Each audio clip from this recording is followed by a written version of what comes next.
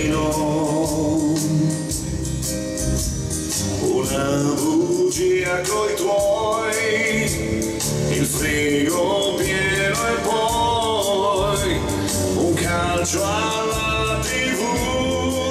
Solo io, solo tu, è inutile chiamare, non risponderà nessuno.